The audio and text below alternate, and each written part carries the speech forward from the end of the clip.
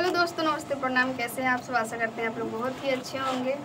और नाच गीत, बहुत ही प्यारा नाच गीत लेके आए आप लोग के बीच में।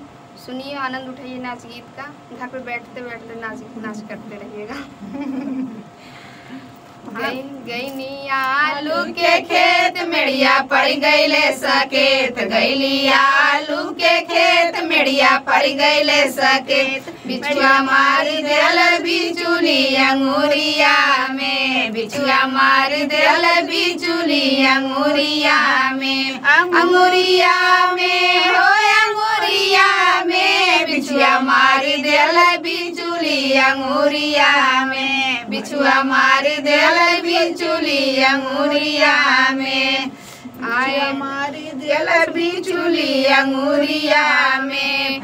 आए बस्ती से झरवैया बैठे ससुरुआ नवैया, आए बस्ती से झरवैया बैठे ससुरुआ नवैया। छछा काल कह के रोवे मोर बाला मुआना, छछा काल कह के रोवे मोर बाला मुआना।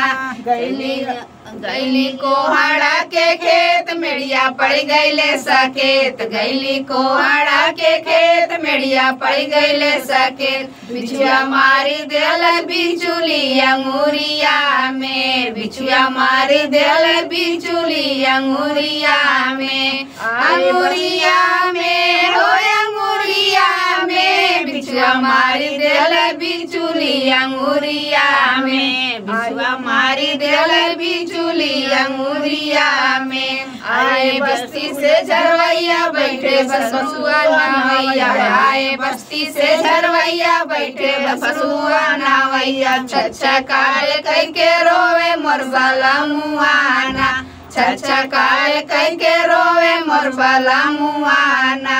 गईली बैगन के खेत मेड़िया पड़ गईले सकेत, गईली बैगन के खेत मेड़िया पड़ गईले सकेत। बिछुआ मारी देल बिचुली अंगूरिया में, बिछुआ मारी देल बिचुली अंगूरिया में, अंगूरिया में हो अंगूरिया में। बिछुआ मारी देल बिचुली अंगूरिया में, बिछुआ मारी देल बिचुली अंगूरिया में। आए बस्ती से झरवैया बैठे देवरुआ नवैया, आए बस्ती से झरवैया बैठे देवरुआ नवैया। छछा काल कह के रोवे मोर बाला मुआना, छछा काल कह के रोवे मोर बाला मुआना, छछा काल कह के रोवे मोर बाला मुआना, मोर बाला मुआना हो बाला मुआना।